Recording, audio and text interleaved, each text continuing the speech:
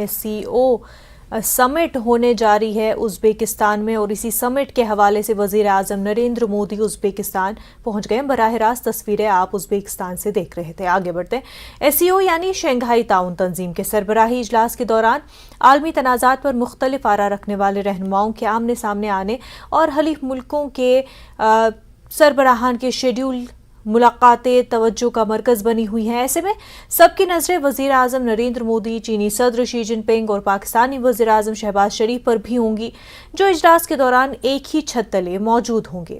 اس کی یوکرین جنگ کے پس منظر میں شی جن پنگ اور ولادیمیر پوتن کی ملاقات کی کافی اہمیت ہے۔ دیکھیے رپورٹ۔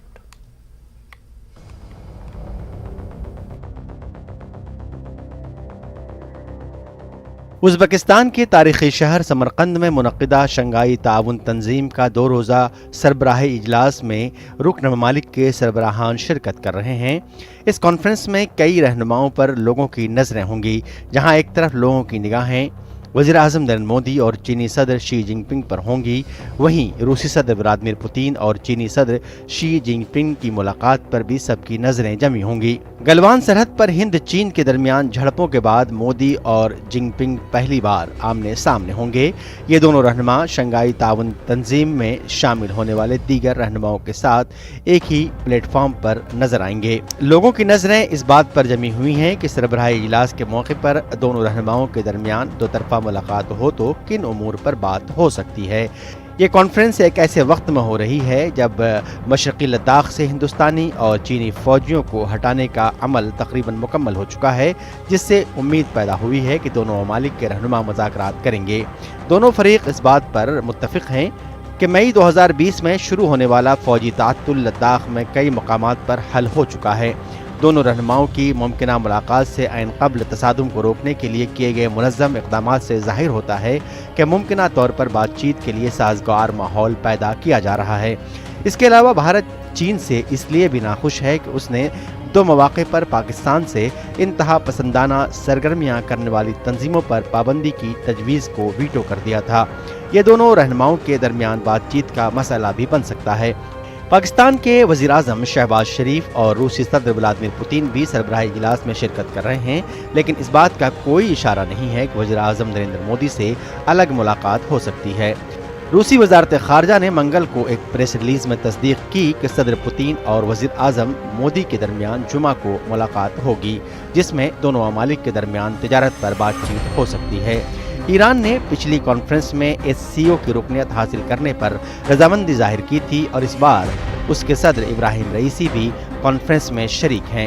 مبصرین کا کہنا ہے کہ کانفرنس کے موقع پر عالمی رہنماؤں، خاص طور پر چین اور روس کے صدور کے درمیان ہونے والی ملاقات توجہ کا محور رہے گی، جس میں خطے میں ہونے والی تبدیلیوں، علاقائی عالمی معاملات بشمول روس اور یوکرین جنگ بھی زیر بحث آئیں گے۔